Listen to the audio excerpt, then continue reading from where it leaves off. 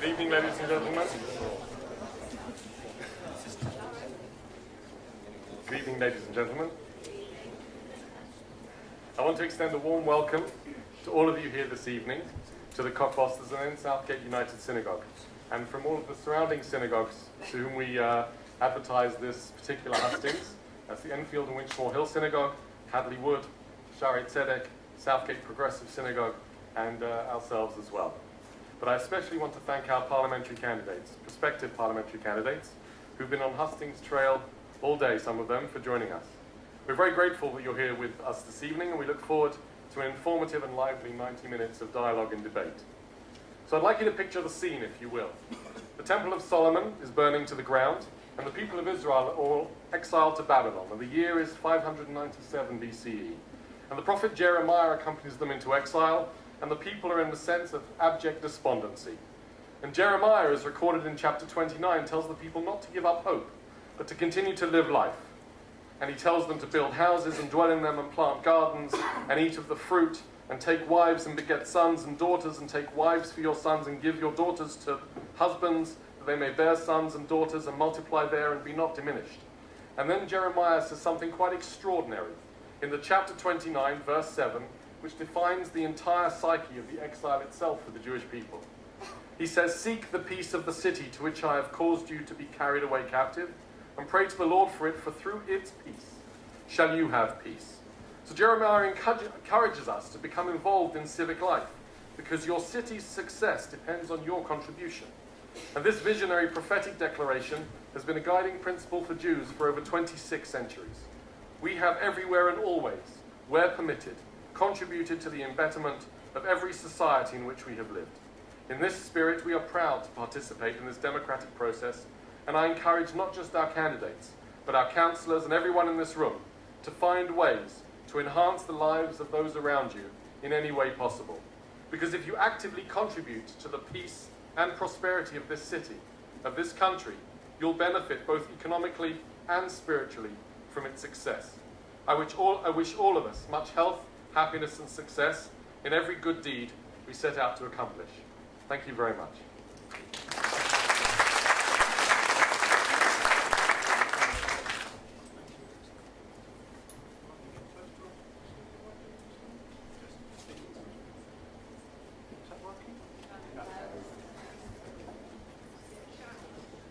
Is that working? Okay. Good evening, ladies and gentlemen. My name is Peter Musgrave, and I am the moderator for this evening's hustings, which is in advance of the general election to be held on 7th May. First of all, I'd like to introduce you to our candidates. Starting from my left, David Burrows, Conservative, Jean Robertson Malloy, Green, Bambos Charalambos, Labour, Paul Smith, Liberal Democrat, David Schofield, UKIP. They've all taken time out of a very busy schedule. In fact, they've joined us this evening directly from an event that's just taken place. So what I would like to do from the beginning is to welcome them formally and warmly.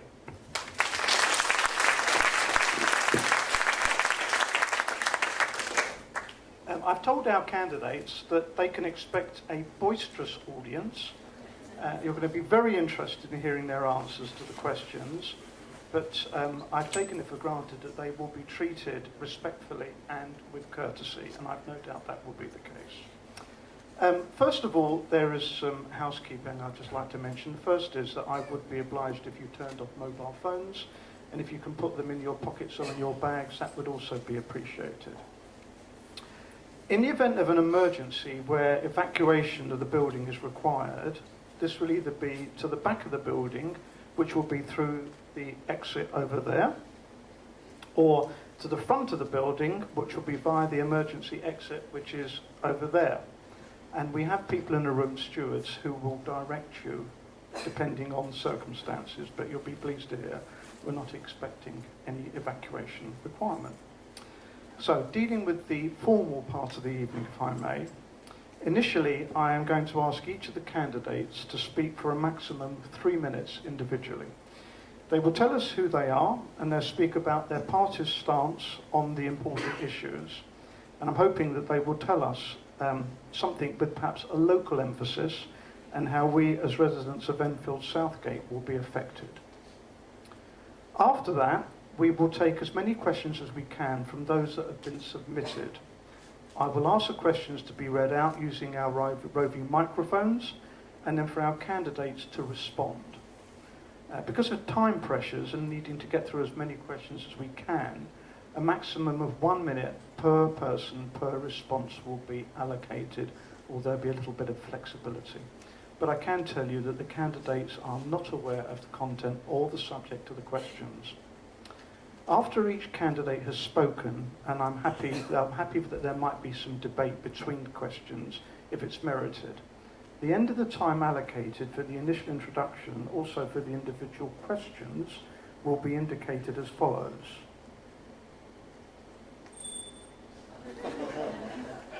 A little bell. Okay. We are flexible, so a couple of seconds afterwards or before, don't worry about it. And we aim to finish promptly at 10 p.m. Unfortunately, we will not be able to have any impromptu questions, and we won't have any chance to have any debates. I actually worked out that by the number of people we were expecting, if we ran the same rules as the amount of time that each candidate could answer, and everybody asked a question, we'd be here for 17 and a half hours, and I don't suppose anybody wants to do that. So I'm going to get the ball rolling, if I may, and the first question comes from Harris Wallman. Beg your pardon. David, would you like to introduce yourself?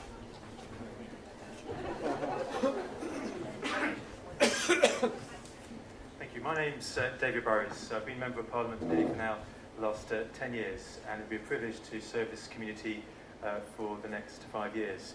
This election is all about security. Security for you and your family after 5 years of difficult decisions, being left with so much debt and a note saying no money left to Britain and Enfield Southgate. We're now on the right track to a more secure future, and we do need to be able to finish the job. With more people in Enfield Southgate in work than ever before, in our pays to be in work rather than on welfare, you are paying less tax in your income, your business, and we need to go further, taking the family home out of inheritance tax. Because we have that strong economy, we're able to have that strong NHS, which enables us to secure, for example, the redevelopment in the future of Chase-Home Hospital. Security, though, also is about the community. And I don't need to tell the Jewish community about the importance of security. We saw the appalling increase in anti-Semitic attacks in the summer, not least in this Southgate with the brick appallingly thrown through the shore window. I've been very active as a member of the all-party group against anti-Semitism, which published the important report, presented then I did to the community in February the findings, and made representations to the Prime Minister, the Home Secretary and the London Mayor. And therefore I very much welcome the recent commitment to £11.5 million of security to all synagogues and schools.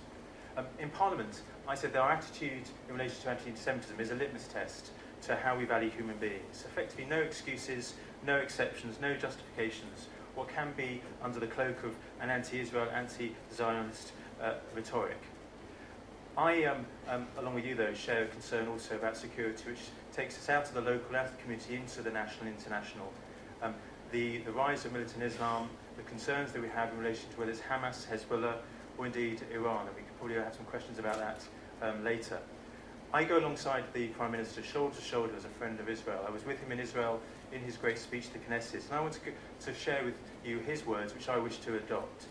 And these are those: you will always have a Prime Minister and indeed a Member of Parliament in me, whose belief in Israel is unbreakable, and whose commitment to Israel's security will always be rock solid. And his speech to the CST, which I was there, again I'd want to share that with him, the Jewish community of Enfield Southgate, I've used those words, will never be alone. When people talk of trying to boycott Israel, you will never be alone. When students on campus are afraid, when Shakita is under threat, when Jewish institutions need extra security, you will never be alone. And I believe, and this is what the Prime Minister says, and I adopt his words, there's a measure of the vigour of our institutions and the health of our democracy that the Jewish community feels safe to live and flourish here. So if the Jewish community does not feel secure, then our whole national fabric is diminished.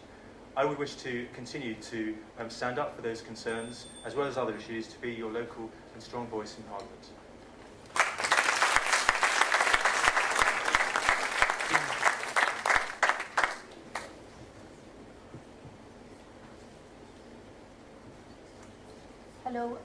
Jean Robertson-Malloy. Thank you for inviting me here to come and speak about the Green Party, and I'm standing for Southgate, of course. It's been a long election, hasn't it? I don't know about you, but I'm beginning to get tired of it. No? Some of you, yeah, okay. I think, yeah, you've got stamina. There's one big reason that things are getting more and more tiring. All the news we seem to be getting just now consists of a sort of bidding war between the two main parties. You say 8 billion, I say 10 billion to save the NHS, they say, and it seems to go on endlessly like this. But in fact, in fact, both Tory and Labour parties are offering much the same thing. Continuing austerity over the next 5 years, with cuts, cuts and more cuts, the rich getting richer and the poor poorer, and inequality growing. But of course, the Tories will do it faster, and they want us to decide that that's better. So, what's the Green Party offering? At least today, most people seem to have heard of us, even if they're not very clear what we're about. But they do know we're something to do with fighting climate change. It's now recognised by all three major so-called parties that climate change does exist, i.e. that greenhouse gases are gradually increasing the temperature of our planet, and that much of this has been caused by our own industrial activity, and that unless we take serious steps to improve matters, some countries will soon end up as deserts, and others will be overwhelmed by flooding, with some island nations sinking below sea level completely. But here and now, we have a chance to improve things if we really want to. The Green Party would invest in renewable energy and ban fracking. We would stop Trident, which would save about 100 billion over 20 years, enough to give a substantial boost to our health service. We would tackle air pollution in this country, which kills 60,000 people a year, and we'd build more homes to rent. Oh, not sell them off, as the Tories are busy promising to do right now. We'd make sure everyone has a living wage, and that those on benefits don't suffer from the blunders and selfishness of the rich. And we'd make sure that those who can afford to pay taxes do. And we'd improve local transport and bring railways back under public control. One last thing. I'm not going to try and convince you that I will be elected on May the 7th. But if you do elect me, I won't be scared. I'll go in and do my best to fight for a decent government for this country. So don't you be scared either. Vote for what you believe in. Vote Green.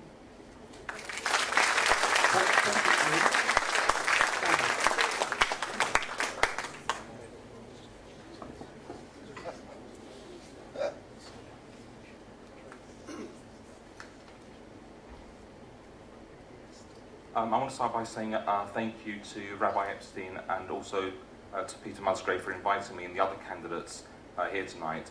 And thank you, the Cockfosters of New Southgate Synagogue, for the wonderful and invaluable work that you do in the community. It's great to see so many of you here tonight and see so many familiar faces from campaigns that we've been involved with over the years. For those of you who don't know me, I'm Bambos Charalambos, the Labour candidate for Enfield Southgate. And what I want to do now is tell you a little bit about myself and why I want to be your MP and why you should vote for me and Labour on May the 7th. I grew up here. I live in Palmer's Green and my parents live in Bowes Road. I've been a councillor for over 20 years and I'm the governor of 2 local schools. And I'm a campaigner. I've probably knocked on your door and spoken to some of you in the recent weeks. I don't have to learn the local issues. I've listened to you and I know them through experience.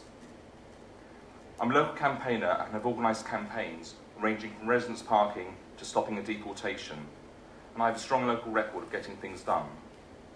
And I'm proud to say that as a cabinet member for Enfield Council's Labour administration, that in spite of the savage cuts from the Tory-led coalition that we've delivered a London living wage for all Enfield Council staff, built new schools for the high local demand with the biggest increase in local education funding in a generation, protected libraries, been one of the few councils to build new council houses.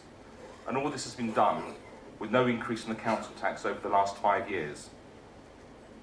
This election may be the most important in a generation. You have a real choice between the austerity of the Tories and Labour's plan to reward hard work, share prosperity and build a better Britain. It's a choice between economic responsibility with a triple lock guarantee against uncosted austerity pledges. It's a choice between safeguarding the NHS against more privatisation. It's a choice between qualified teachers teaching in our schools and an end to the ideological free school programme, and against unqualified teachers and more free schools. The Tories have failed us on immigration. They failed with their austerity plans, and they failed working people who are on average £1,600 worse off than at the start of this government. My priorities for you as your Labour candidate are more GPs so that we get seen in 48 hours, more school places, a ban on exploitative zero-hour contracts, 25-hour free childcare for working parents, and support for small local businesses by cutting the business rates. These are the policies that we need for local people in Enfield Southgate. And so on May the 7th, I ask you to have the courage of your convictions and vote for me and vote Labour, and together we'll build a better Southgate. Thank you very much.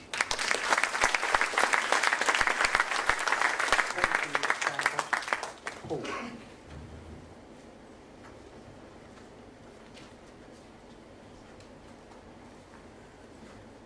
Good evening. My name is Paul Smith. I'm the Liberal Democrats candidate who hopefully you'll vote for on May the 7th. I can hope. I'd like to thank you all for coming and for inviting me here. Special thanks to whoever it was provided the food. As was alluded to earlier, we've had a busy day and it was very much appreciated. And I hope you all had a good PASAC, and hopefully your sailors threw up a good crop of digging questions, and you've all had a good warm-up for this evening.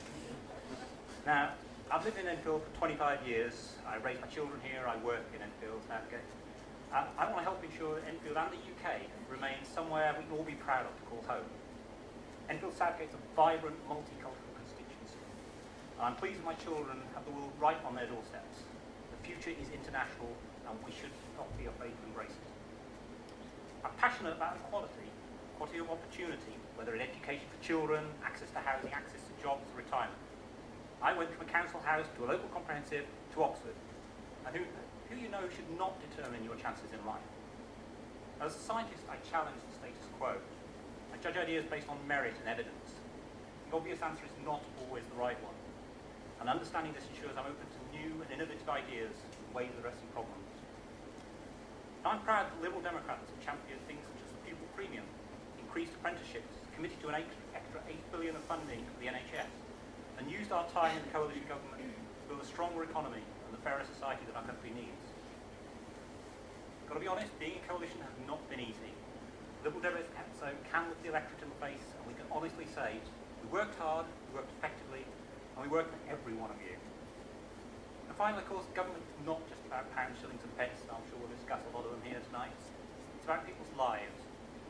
Eliminating the deficit is important, but government must do this carefully. We must always consider that our decisions are on the public we represent. My pledge, if you elect me, is to ensure that my decisions in government follow this clear, carefully chosen path, considering you in all the decisions that I make. Thank you. Thank you, Paul. David.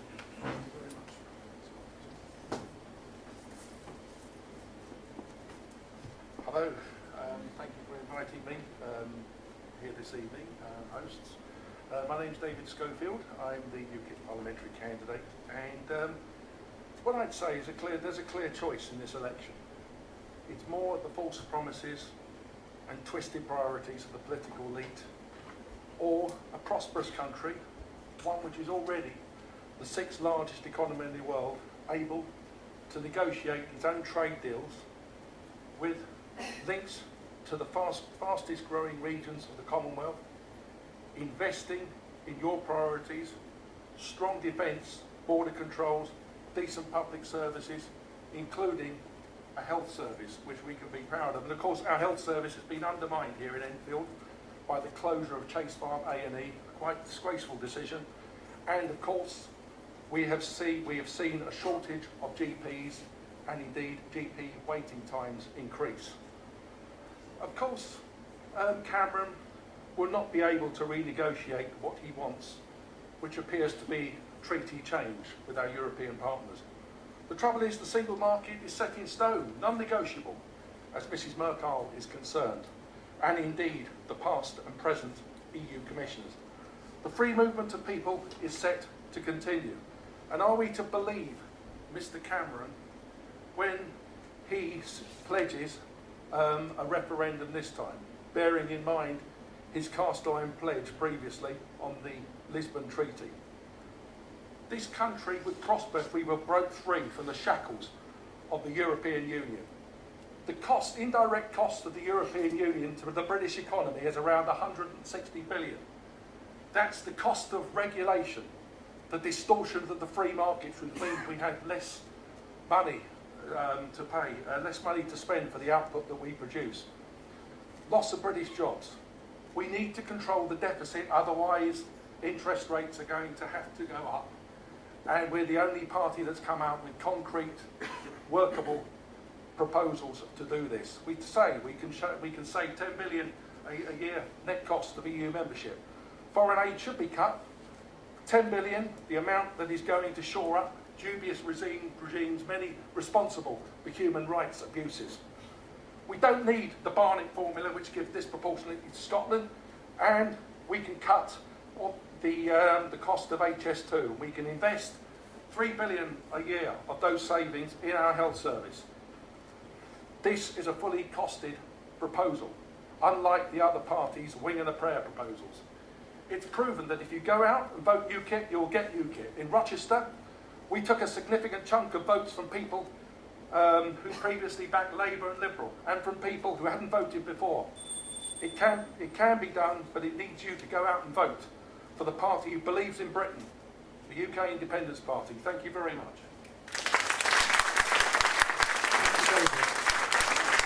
We'll now move on to the questions. The long-awaited question, firstly from Harris Wong. Working? Yeah. Harris Wong, the first question is about the NHS, and it's the NHS is expected to be 2 billion in deficit in the next financial year and net 8 billion by 2020. If elected, what would you do to ensure that the NHS is fully funded, and where is the money coming from? Locally, what effect would this have in Enfield, as the CCG in Enfield has over £17 million deficit? If we may, let's start with David Burrows. You'll hear from all candidates that we want to invest. You'll hear from all candidates that we want to invest in. Can you hear me properly? Yeah.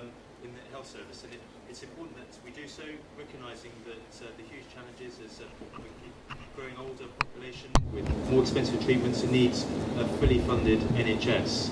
Now, the way that we need to do that is.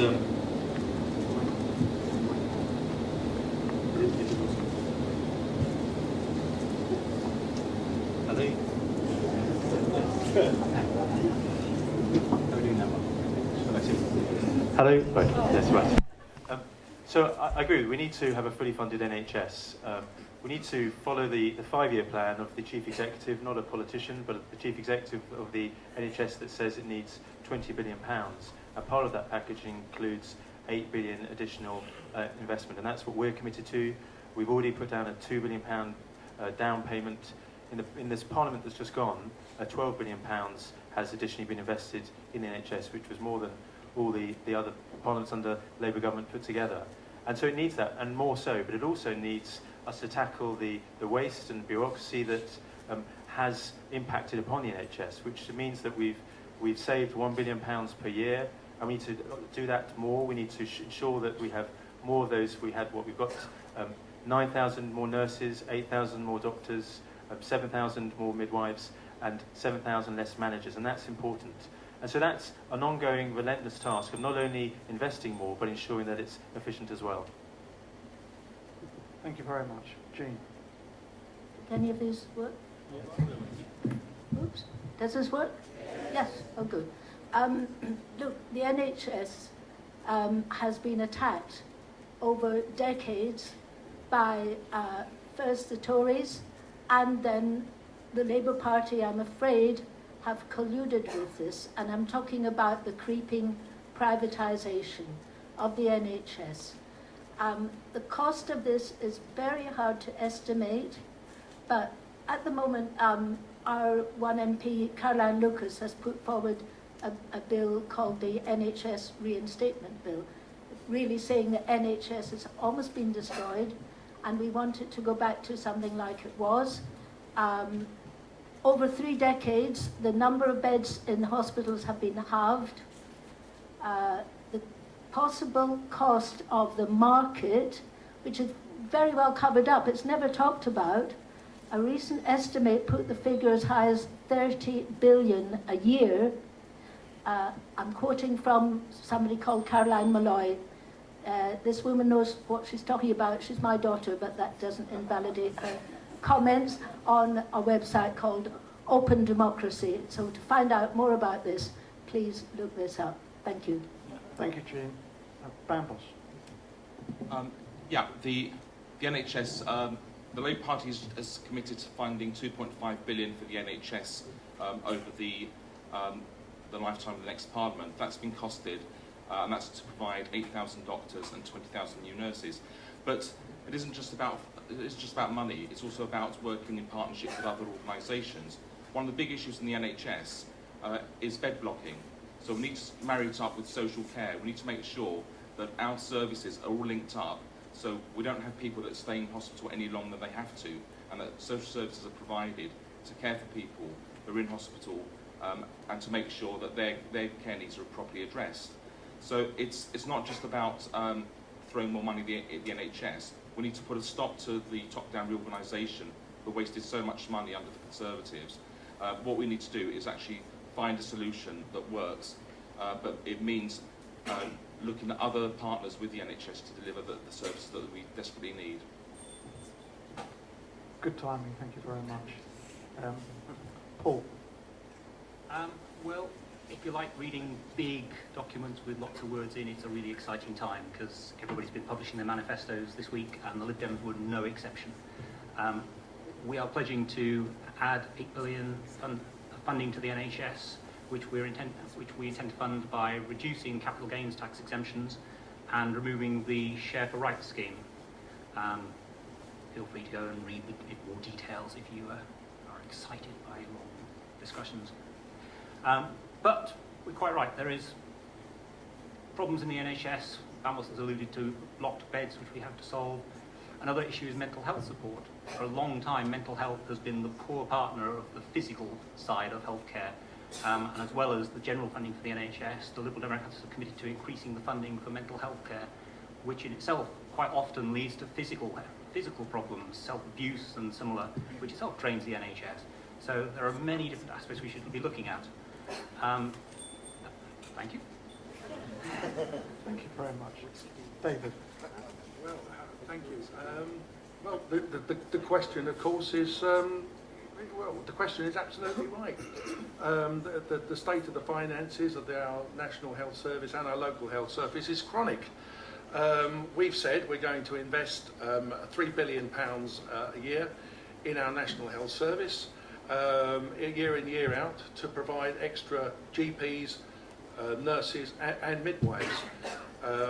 And the facts are that the health service is not managing its own budgets properly for a start. We've seen a 42% increase in management.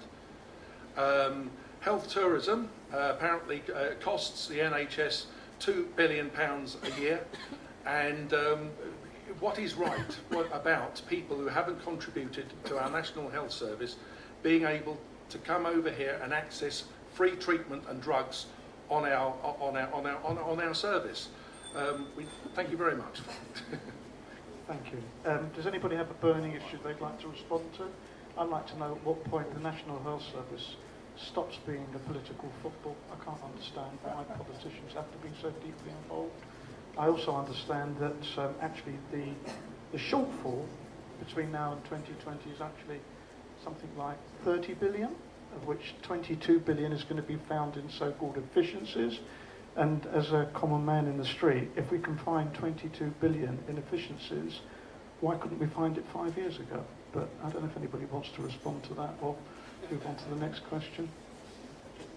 Just briefly respond to that. I mean, it is part of the wider issue that you need to have the economy strong to be able to ensure that the health service is strong. And by being left with, well, no money was left, and to be able to be in a position where we could actually probably fund the NHS did take some difficult choices. Part of that was having to find across government £14 billion worth of savings because of the waste in the way that government procured itself.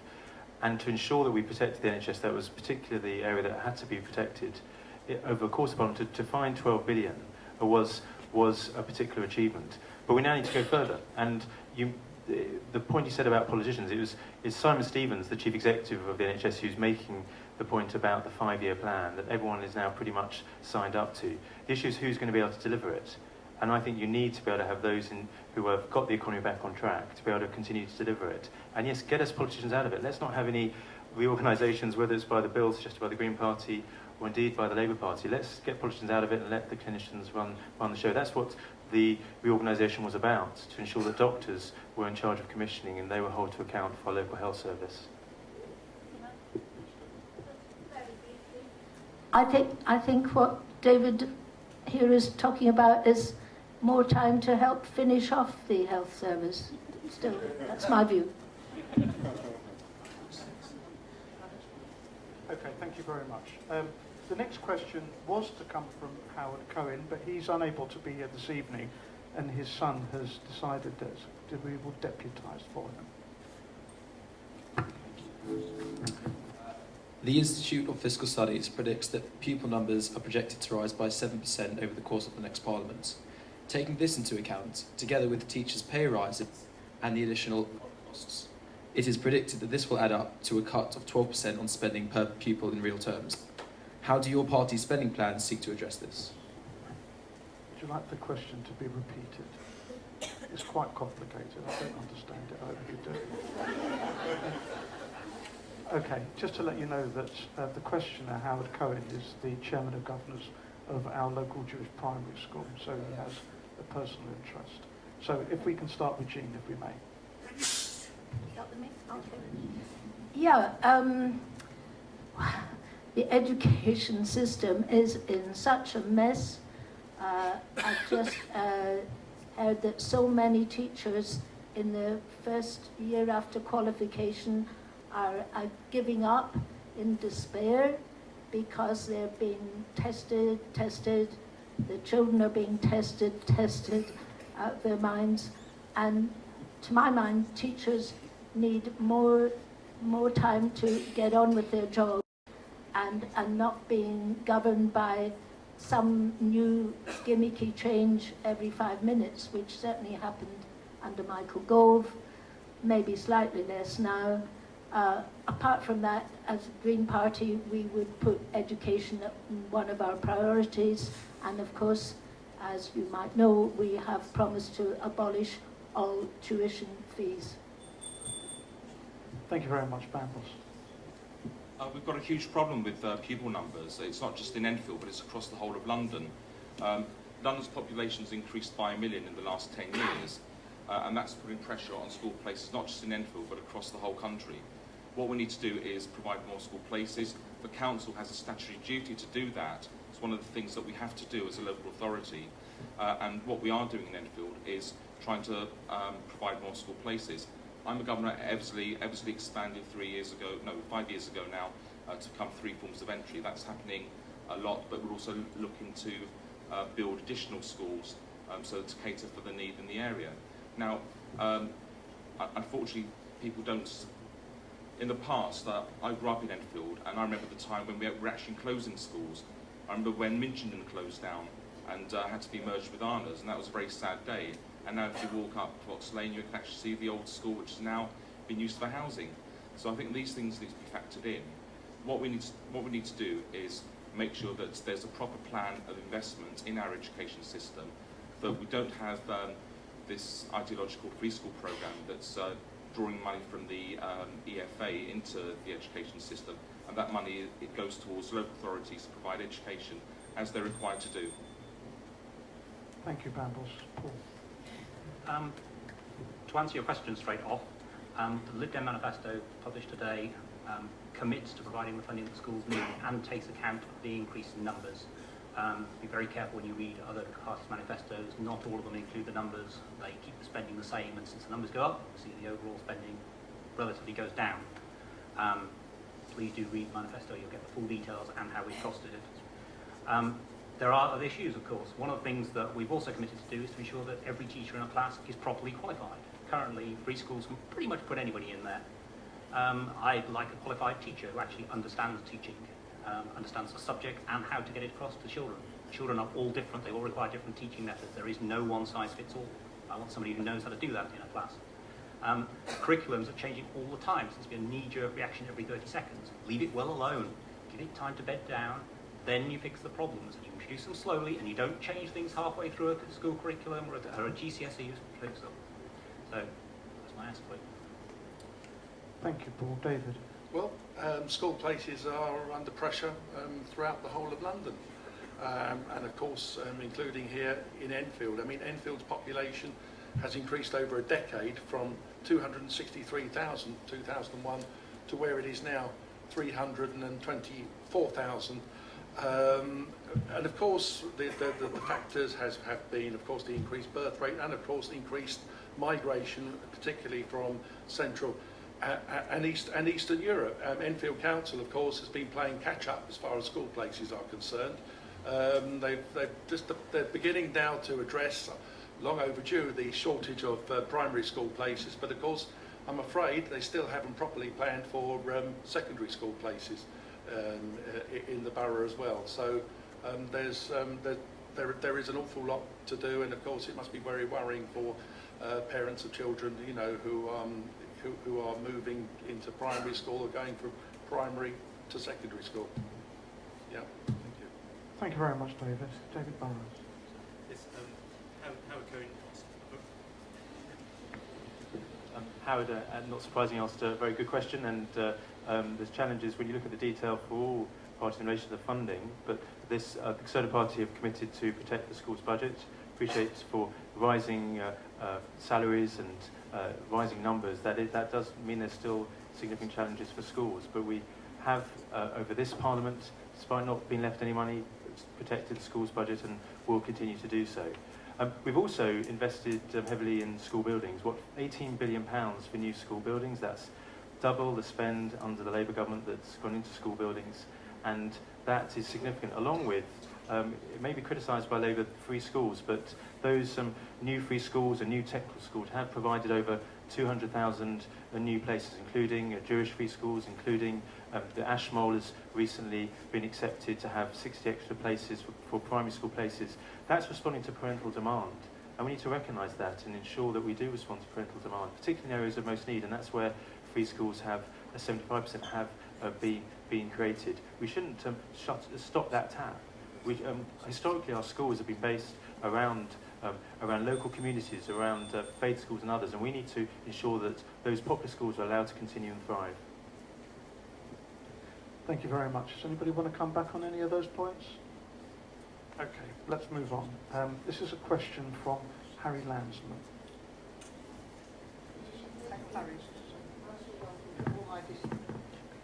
Personal welcome to all our distinguished visitors. It is proposed a mansion tax as a panacea for all economic ills. Now take the position of a man who buys a house 50 years ago. It's appreciated in value. Now he's retired. Will he be expected to pay a further tax, which is projected to be something like £30,000 per annum on his pension? And why should this money be proposed to prop up the Scottish Exchequer? So that is a two-part question, really, and I'll leave it to you to handle. Do you want me to repeat the question, or are we okay? We're right, are we? Okay, thank you very much. If we can start with Bambos, please. The mansion tax is one of our proposals to be brought in specifically to pay for the NHS. We referred to it earlier that the NHS is in crisis and does need funding. This is one of the solutions that's been introduced by us. And in Enfield, that will affect 138 properties. And the point you made, sir, is about the if you're a pensioner, if you're asset rich but cash poor because you bought the property many years ago, there'll be options, there'll be exemptions under the scheme where you can defer payment if you are in that situation. So those have been thought through and will be drawn up in any future proposals. But the bottom line is the NHS has to be paid for, and I'd rather people that had money paid for it rather than those who didn't. And that's our Labour Party's line on that. Thank you very much. Paul. Lib Dem policy, as you probably realise, most of the party's policy on the mansion tax is very, very similar. As Bamble said, you know, it is stupid for us to expect somebody who doesn't have the money to pay it over. We don't want to put people in debt and get us to prison and get them to court and stuff. So payments must be deferred. They make sense. We do actually want to introduce land value tax, which is a different way of levying tax on properties and stuff, and looking at the value of the surrounding environment. So, for example, if the community builds a school in some way or builds housing, that it tends to increase the value of your property, but you've not done anything for it. So the idea of land value tax is you in some way pay back to the community for the value that they've essentially given you. And that's a long way off. The mansion tax, as Bambles has said, is the much simpler one. But of course we have to make sure we get it right. The spare room subsidy was an absolute fiasco. We don't want to make any mistakes like that. I challenged my own minister on that particularly, and even he admitted it. It was just wrong. Thank you very much, Paul. David. Yes, David. Sorry. We're going down the line. Are we going right? I just wanted to be sure. Yes. Well, I mean, the government, Labour, are confusing, I think, property wealth with income wealth. The people who are property rich are not necessarily income rich. What's going to happen is that you're going to find a lot more elderly people are going to remain in their homes, are not going to sell, and I believe this particular tax is not going to raise the money that Labour claim, and they're actually saying that it's going to be used to invest in the National Health Service. I think all independent analysts have said that this is not going to be sufficient. It just really, to me, smacks me of the politics of envy, the old politics, which I thought we'd moved a long way away from, quite frankly. Thank you. David Barnes. Yes, sir. I agree with David. I don't call it a mansion tax. I call it a family homes tax, because that's what it is. It's used as a mansion tax to just sort of say it's all about the rich in their big mansions. And it's actually family homes that have grown over the years and have grown into a high value. What starts off as a 2 million threshold could well end up, once the doors open, into 1 million, and it really will hit homes in Enfield Southgate. It's unfair because that home has the tax has been paid, you've earned money, put the money into investing in a home, and then you have to be paying tax against a double taxation. It's not just a one-off levy, it's every year there'll be that tax and levy. And where will it go to, as was alluded by the question? It's already Jim Murphy is already wanting to get his hands on it and use it for thousands of pounds of nurses in Scotland. And that is deeply wrong, and it shouldn't happen. We do reckon there is a need for the burden of taxation to recognise issues of property value, not least, for example, stamp duty changes. Is recognising that there is an additional burden in terms of stamp duty for higher value houses. But that's up front when you sell a house. It isn't something that you have to do year on year out just because you own a family home. Thank you, David. Thank you. Well, the Green Party would not inflict a mansion tax on everybody. There would be a scale of taxes on property, and in fact this is only one possibility of raising taxes from the people who really can afford to pay, and as has been noted, people can own quite a decent house they don't want to move out of. It's in a place in London, most parts of London, where it's worth quite a lot of money, but they can't afford to pay these huge taxes.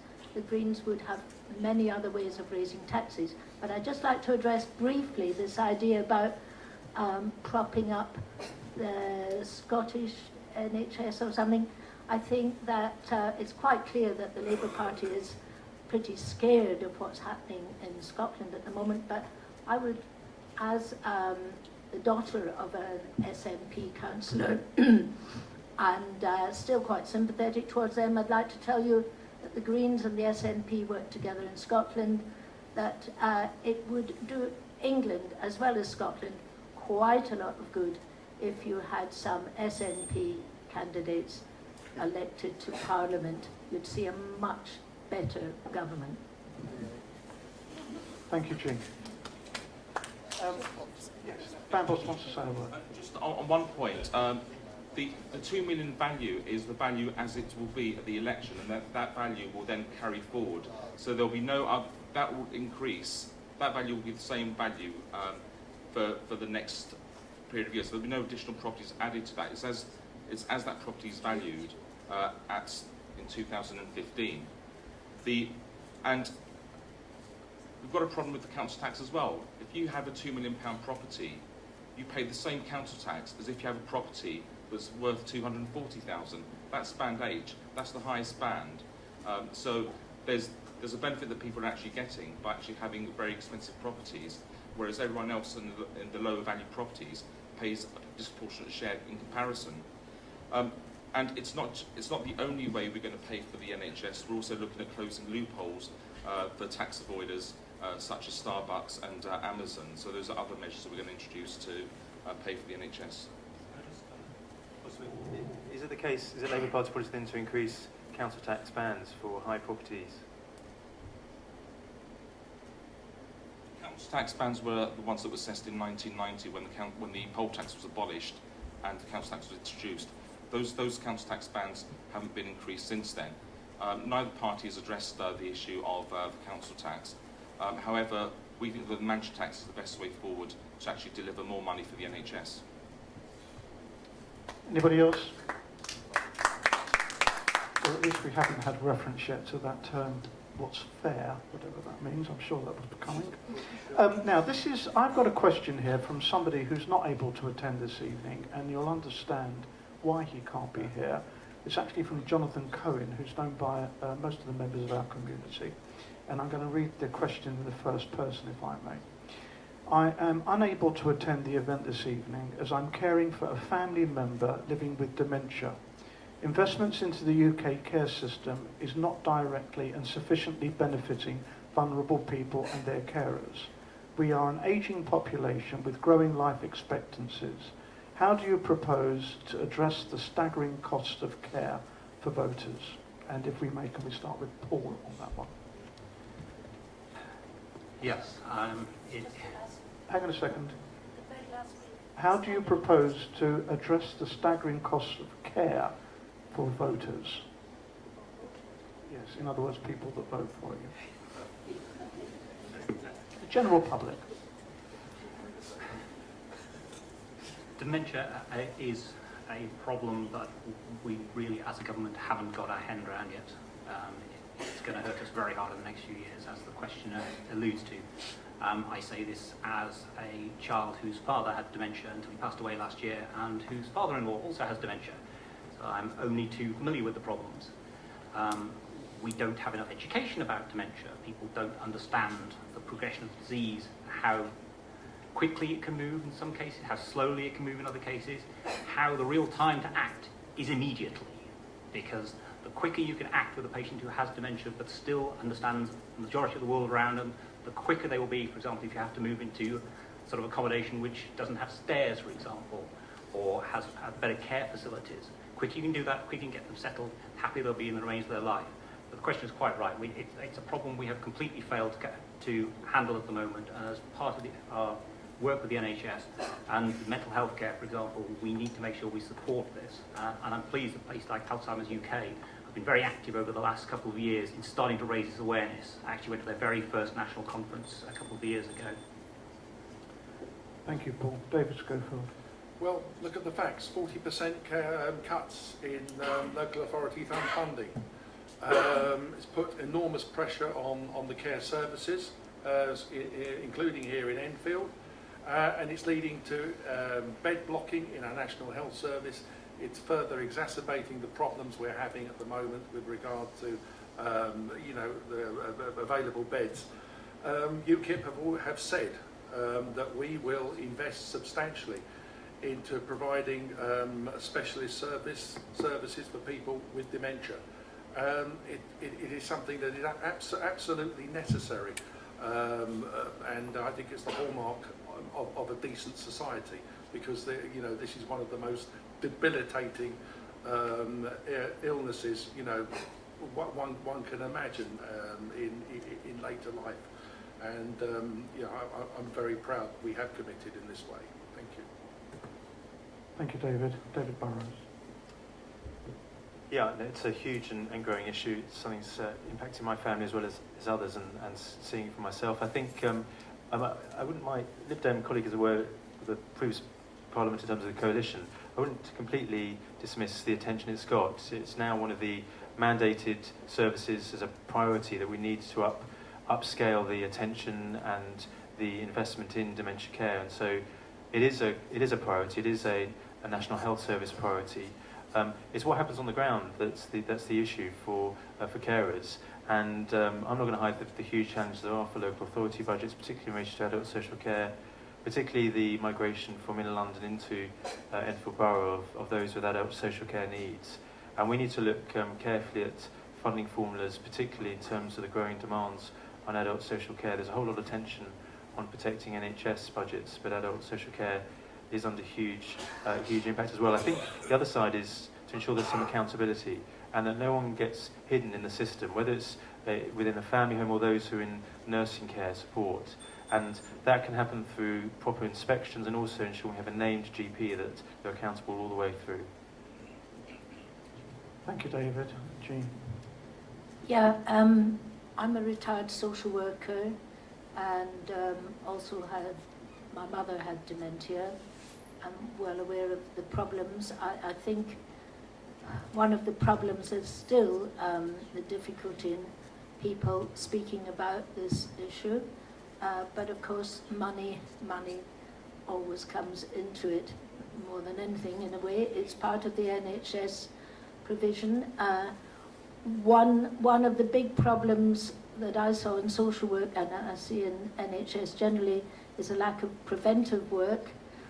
Prevention could do a lot to help people who are caring for dementing people, who could get help earlier than they do at the present moment.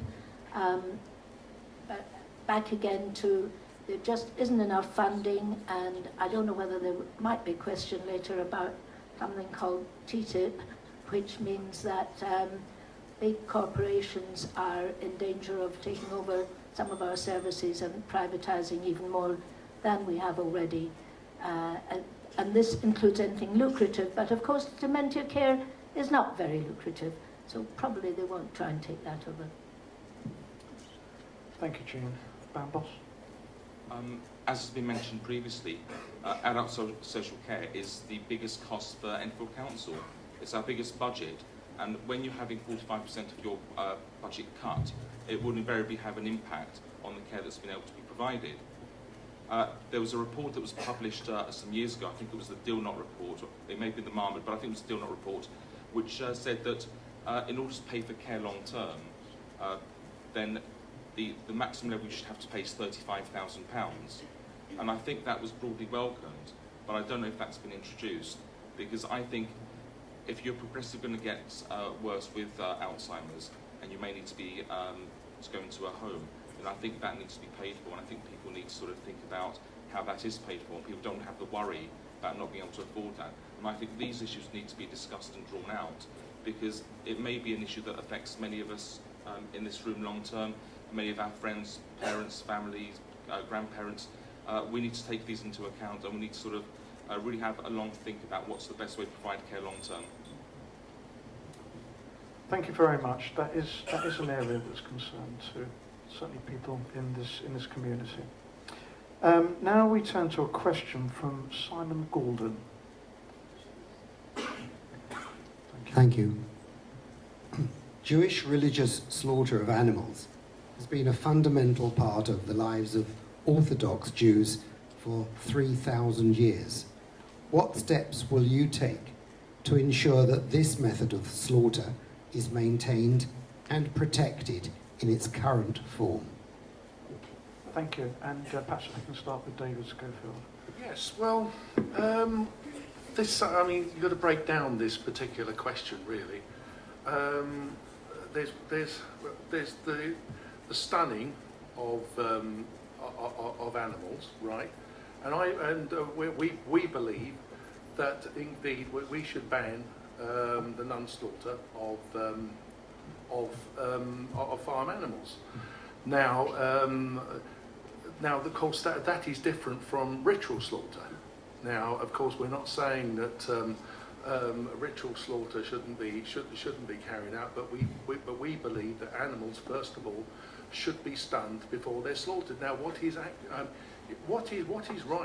mean, what is moral about an animal being in pain and distress for up to a minute after incision? It is just not right, and to say this is just something. To say this is a ritual, something that's happened for thousands and thousands of years. I mean, if electricity was around 2,000 years ago, I mean, would that have been used to stun animals then? We don't know. You don't know. I don't know. Nobody else knows. Thank you. Saved by the bell. Perhaps if we can move on to David Burrows, please.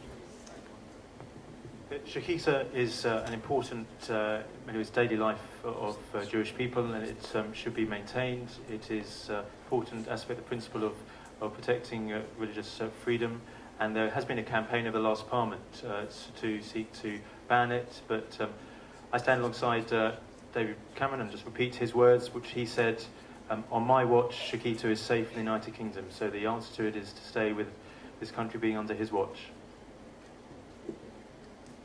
Thank you very much. Jean. Well, I have to admit I do not know a great deal about this practice. In the Green Party we have very strong policies against any kind of cruelty to animals.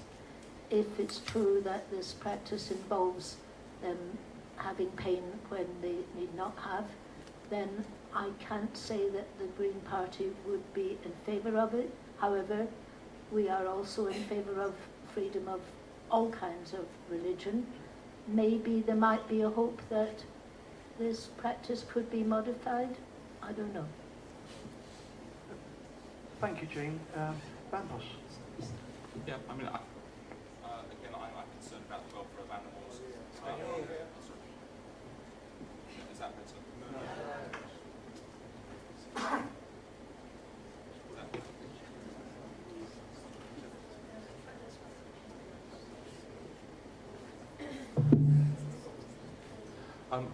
I too am concerned about the welfare of animals, but I think we need to sort of see if there's a better way of doing things. I think if there's an unnecessarily suffering for the animal before it's slaughtered, then I think that's cruel, and I think we need to sort of look at other ways of tackling that. So I think there needs to be further discussion about how it can be done in a more humane way, but I'd be against the animal cruelty. Thank you, Bambos. Paul. My understanding is that Muslims are currently accepting of stunning for their animals, having some discussion in their community. The issue with the Jewish community, if I understand it correctly, is that stunning leaves a blemish, and it's the blemish which is the issue, not the stunning. Is that correct? Somebody? Anybody? Rabbi, indeed. Fair enough. I'm sure you'll correct me later.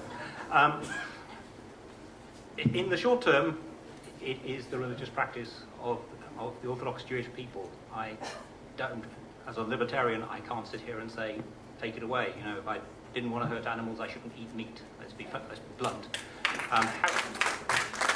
However, that said, if there is a way of making stunning consistent with Jewish law, then I would absolutely be for it, and I would certainly insist on that form of stunning being adopted. Thank you very much. I can actually refer you to the Board of Deputies manifesto for the general election.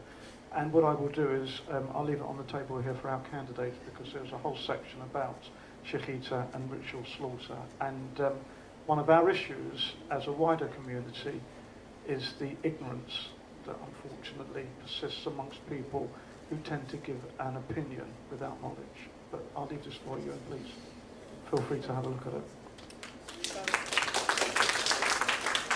I'm not standing. All completely non-political. Now, we have a question from Johnny Hoffman.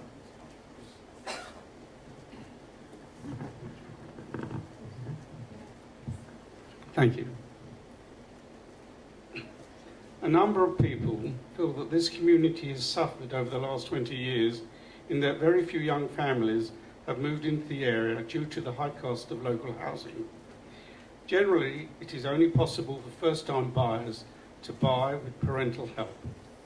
This also applies to affordable housing for essential workers such as nurses, care workers and teachers, etc.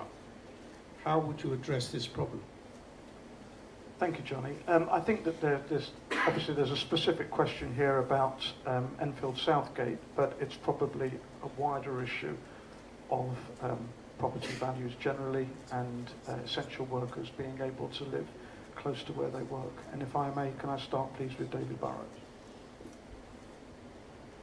Yeah, no, it's a problem to be able to find enough affordable housing around Enfield Southgate is a problem. I mean, the answer is to be able to obviously build to increase the supply of housing. There has been some increase around the new Southgate area, Ladderswood Estate, for example, a housing scheme which was started under the Conservative Council and has been continued under the Labour Council is providing some more of that affordable homes, and we need to look at other ways to do that.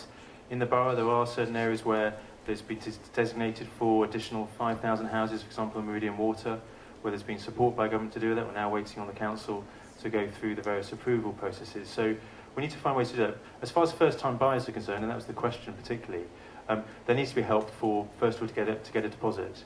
And that's why the government committed to help support the first 40% of that deposit, to help subsidise that, to help people get on the ladder, and also to build 200,000 more starter homes. And that also comes within a commitment to want to build further on brownfield land. £1 billion has been put into that fund to be able to try and build what is anticipated to be 400,000 new homes. Thank you, David. Jean. This is the one that's working, yeah? Yeah, Green Party have committed to building several... I'm sorry, I haven't got the figure right now, but we would build a lot more affordable homes. There's something that really shocked me that came out yesterday from the government, which is that they're going to help people to get on the property ladder by allowing them to buy their housing association houses, where all of these people have already got secure tenancies. They're not in danger of being evicted or not being able to pay their rents. They're in good accommodation, but the government wants them to be able to buy their property, to join the wonderful property owning classes, which means that we will have even less housing stock available, and the housing associations have already come out in protest about this. Green Party certainly protest strongly about that. Thank you, Jean. Just to let you know, your manifesto refers to providing 500,000 social rented homes by 2020. Well, lucky one of us has. Thank you very much. Van Bossen. Yeah, it's a huge problem. I'm Governor at Eversley. We lost 3 teachers who couldn't afford to live in the borough because it was so expensive. They loved the school, but they had to move elsewhere. We need to build more houses, as simple as that, and we're committed to building 200,000 new homes a year over the course of the next Parliament. But it's not just about buying, it's also about renting as well. Rents are sky high, and there's a huge problem about the rental market, and part of that is linked to people not being able to buy, and also the buy-to-let market. The average age of a first-time buyer is 39. So some of you are going to find that many of your children are going to be staying with you longer if the situation continues. I know that's welcome with some of you. And also Boris Johnson is the Mayor for London. It's his responsibility to provide housing, affordable housing in London. Last year, he was meant to provide 62,000 new homes. He only provided 18,000, and I think that's a scandal. We've got a desperate shortage of housing in London. If we're not careful, we're going to lose all our public sector workers, who are essential key workers who can't afford to live in London.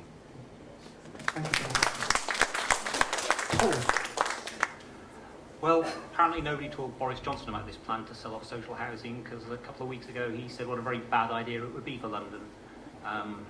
He's obviously not in the loop.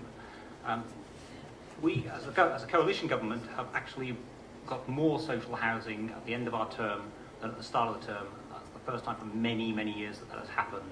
And as Bambos said, we shouldn't just be talking about buying here, we should be talking about renting as well.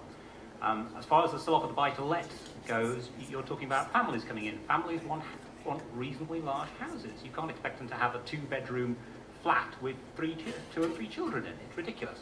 And of course, those are exactly the properties that the Conservatives are saying have to be sold off first. We totally oppose the sell-off. We will continue, as we have done in coalition, building more social housing, more affordable social housing. We will also be tackling rogue landlords so that there is better renting in the private sector. We've been providing clear leadership on this throughout our coalition, and we will continue to do so, regardless of whether we're in government or not after this election. Thank you very much, Paul. David Schofield. Yes, well, it's no wonder, isn't it, that house prices have gone through the roof. We're having to build a house every 7 minutes because we've got net immigration into this country running at 300,000 a year. Now, of course, what we need is a brownfield revolution. We need to encourage the building of homes on brownfield sites, and we said that we will aim for 1 million new homes on brownfield sites by 2025. What we will also do is exempt stamp duty of purchase of properties on brownfield sites up to £250,000. We've got to protect our green belt. We need our green spaces to grow food, and we have to preserve the natural countryside for future generations. And it's a big problem, but it's a problem that's been brought about by ridiculous open-door immigration into this country for well over a decade. Thank you. Thank you, David. Can I? Bambos wants to come back. Ginny, beg your pardon. Well, I just noted the way David Schofield slipped in his anti-immigration comments on this topic. And I have to say, I do blame the Conservative Party for encouraging the rise of UKIP, rather than blame policies that they have brought in, cutting all kinds of services and making it more and more difficult for people to be able to afford houses. They are happy to allow us to blame the immigrants, which is absolute rubbish. We need the immigrants. They have done wonderful things working in our hospitals and so on. You know that. And I just think that UKIP should not ever have come into being, but I blame the Conservatives for it. I would like to move on to the next question, because these are chestnuts, and whilst we appreciate the opinion, can I just say that there are not many people in this room who are not products of immigration. We welcome immigration into this country. Thank you very much. Now, can I just ask, is Beryl Kaplan here with us? Ah, excellent. Beryl has a question. Harris, keep going forwards. That's it. How do you propose dealing with the rise of anti-Semitism on university campuses, bearing in mind the mantra, freedom of speech, is usually quoted. Okay, did we get that? No? Okay, so the question is, how do you propose dealing with the rise of anti-Semitism on university campuses, bearing in mind that the mantra, freedom of speech, is usually quoted? And if I may, can I start with Jean? Yeah, well, this is probably one of the most important questions that has been raised tonight. I'm against anti-Semitism. I'm against any kind of religion. I think that these things have arisen lately. Obviously, the Charlie Hebdo event in Paris, which was so horrible, has helped to fuel a lot of religious fear, prejudice, hatred. I did write a letter to the papers not long ago saying that, and I know that you won't all agree with this, but to me, I think children should not be educated separately. I think we should have multicultural schools with multi-faith schools, and I deprecate, one of the things I deprecate about the government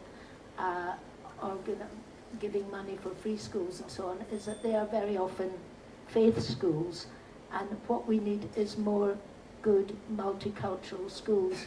It's a long-term question, this, and it is a horrible development, but it won't be solved suddenly. Thank you, Jean. Babos?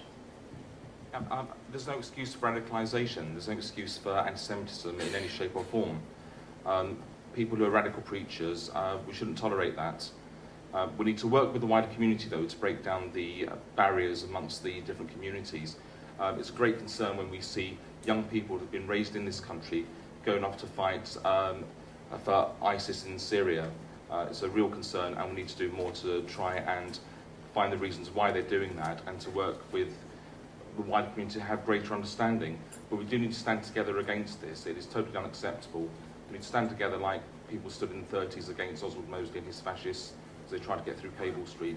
It's not tolerable, and we need to stand together and fight against it. Thank you very much, Ben. Paul Smith. Two possible issues here. I mean, there's first absolute anti-Semitism of the sort of throwing bricks through your windows, for example. I totally agree with all the comments that have been made. Absolutely unacceptable. We must do everything we must do to stop that. But I just want to make clear that there is a danger that we have anti-Semitism, anti-Israel, as in the current country and government feeling, and anti-Zionism, and they get brought together. And I want to make sure we're clear on that. For example, the University of Southampton has recently cancelled, or I believe they say they postponed an event. The event was organised by an Israeli-born Jew. Now, that is covered by freedom of speech. He's not angry with Jews, he's angry with the government of Israel. And that's very, very different, and we must allow freedom of speech. But of course, it cannot turn into anti-Jewish feeling. Now, I'll be honest, I'm not sure how to phrase this, I'll just have to say it straight out. I am aware of people who have referred to Israel as apartheid, who have referred to Jews within Israel as racist, and there are obviously people who are not Jews, but there are plenty of people who are Jews as well. So it's it's not a simple black and white picture, which I'm sure you understand, but the anti-Semitism, totally unacceptable. Thank you, Paul. David Schofield. Well, anti-Semitism, anti-Islam, you know, well, it's all unacceptable, and a lot of it's incitement and hatred, which needs to be punished within our society. And but a lot of what's been going on with regard to anti-Semitism has been happening on some of our university campuses now for a long time, and of course it hasn't been picked up. We find difficulty in actually deporting hate preachers from this current country. Do you remember Abul Hamza? The difficulty we had getting rid of him, and these are the people who incite these mainly young people into this type of activity, and we need to take action, of course. Thank you very much, David. David Burrows. Certainly we need to be vigilant and take action, and the all-party group is one of being against anti-Semitism. It's been one of the best all-party group across us, and it's one thing that's marked this country out is the all-party concern and attention, and that's alongside the community, particularly working hand in hand with CST, of course, and others. The real concern is in our universities and also actually on social media as well, in relation to anti-Semitism, and I think we need to look how we can ensure that we root out the appalling examples of anti-Semitic attacks both online and also in our universities now. I will just pick up on the University of Southampton issue because it was brought to my particular attention by students, and the reality that was all about delegitimizing the Israel state, and it was a one-sided, hardline forum, and the point and the way to tackle that is the University of Southampton, a respected institution, should allow in upholding the principle of freedom of speech to ensure there's proper debate and proper exchange of views. But plainly they didn't, and this happens time and time again, that it's set up within a way that just seeks to delegitimize the existence of a democratic state like Israel, and it's unacceptable. And what is undercurrent, we have to say, is anti-Semitism, and we need to expose it and challenge the vice-chancellors to do that and ensure that it doesn't continue. Thank you very much, David. Can I just once again, did you want to A very quick one. I just want to emphasise that, as I said, I think all racial prejudice is abhorrent, and I think perhaps we, maybe particularly here, we might be in danger of forgetting how much the anti-Muslim feeling has escalated in the last year or so, and how equally dangerous that can be. Thank you very much, John. Thank you. Yes, please do. Paul. It's an interesting question, and it's puzzled me for many years. I am an atheist. I'm a member of the Humanist and Secularist Liberal Democrats. I often attend joint meetings between my group and the equivalent Christian group at Liberal Democrat conferences. We have opposing views, we get on very well, we have great debates, very informative and stuff. We, I imagine, like many of the other parties, have groups who are the Friends of Israel, we have groups who are the Friends of Palestine. They have not managed to have a joint meeting at any conference I've ever been to. I'm afraid the two groups are quite literally at each other's throats. If anybody can suggest ways of bringing them together so they can actually talk in the way that David suggests, I would love to hear it, because so far I'm afraid I can't blame either group. Neither one of them will talk to the other at the moment. Thank you very much. What I'd like to do, just before we close, is to once again refer to the Board of Deputies 2015 General Election, a Jewish Manifesto. And what I'd like to do is make a copy of it available to all of you. I haven't got them with me, but I will send them to you. And if I can just beg your indulgence, I want to read the top 10 points that the Board of Deputies wants to achieve. The Board of Deputies is a body that is 300 years old, I think it is. And it represents a cross-section of British Jewry. So number one on the list is that we want to defend the right to a Jewish way of life, including kosher meat, religious clothing, circumcision, and flexible working to accommodate the Sabbath and festival observance. Number two, which refers actually to the question we just answered, is to oppose all forms of hate crime, including anti-Semitism, Islamophobia, and other types of racism, promoting and enhancing community safety. Number three is promote good relations, understanding and cooperation between all of the UK's communities. Number four is support efforts to remember and understand the Holocaust and strive to prevent any future genocide. Number five, advocate for permanent comprehensive solution to the Israel-Palestinian conflict, resulting in a secure Israel alongside a viable Palestinian state. Number six, promote peace projects that unite communities and resist boycotts that divide communities. 7. Affirm the importance of faith schools within the overall provision. 8. Support the provision of religiously and culturally sensitive youth and social care services. Number 9 is promote a more just and sustainable future in the UK and abroad, supporting efforts to tackle poverty, climate change and human rights abuses. And number 10, celebrate and support Jewish heritage and cultural institutions. If you look at these words afterwards, you will realise that it's not all about us as a Jewish community. It is about this country and all of the communities. So I'll make a copy of this available to you.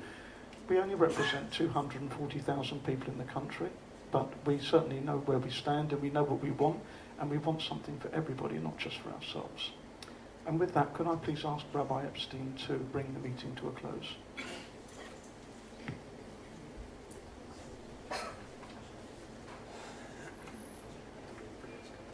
So for me, it's just to say thank you.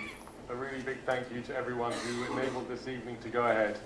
It was a quick idea that I thought should try and enable our members to get a chance to meet the candidates. I'm delighted and very feel very privileged that everyone has shown up and been able to be here to present their views, and it is much appreciated. And I'd like to thank firstly the audience, everyone who sat calmly and patiently through all of the answers and heard varying viewpoints. It is greatly appreciated to know that everyone has had a chance to hear the various policies and ideas that each party is proposing. I'd like to thank the people who invested time over the week and the last 10 days to put forward questions, which were all very thought out. Many questions were not asked this evening, but the quality of the questions, even those that hit the cutting room floor, as we said, were good and very interesting. There we go. And thank you to Michael Jennings and all of the security teams at CST. We really appreciate the security that we feel and the sense of knowing that we are looked after in this, not just the community, but right across all of the events that we run. To the police and the CPSOs, thank you to the caretakers of Vlad, who makes this room look so wonderful, no matter how it's set up, for how many people and how short the notice. To the Shul office for looking after us and taking care of all of the administration. To Angela Shaw and the Ladies Guild, thank you very much for the food, especially for the candidates who've had a very busy day today and appreciated it. To the Board of Management, stewards, to Steve Waxman for the sound, to the candidates and their offices for making themselves available and responsive during the whole setup for this. And last but not least, to Peter Musgrave, who I picked up the phone to and said, would you moderate? And he actually responded immediately yes, and invested a tremendous amount of time and effort to make sure this evening went well, and we really are very grateful. Thank you very much to all of you this evening for coming.